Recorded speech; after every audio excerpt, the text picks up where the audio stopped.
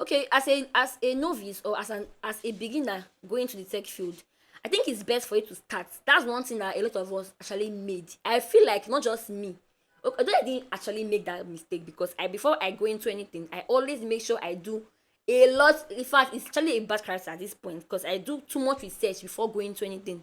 But I have discovered that a lot of persons going into the tech field, they make this mistake.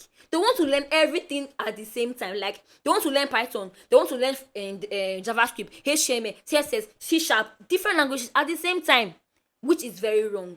If you are a newbie, start from one particular niche or start from one particular programming language. If now you have an option to that, now first of all, we have a front end developer, we have a back end developer, and we have a full stack, which is a combination of front end and back end together. Now, first thing that you either choose, so either start with being a front end developer or a back end.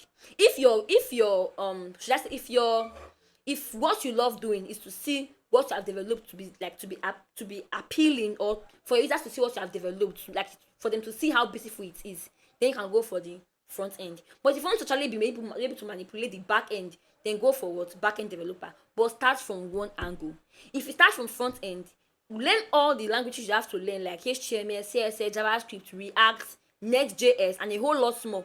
When you are done with that particular language, then you move on to the next, which is back end. Then from back end, you cannot say you are now a full stack engineer. Don't try to learn everything at the same time. Start from one angle, then ascend or transition to the rest. So that's my answer to you.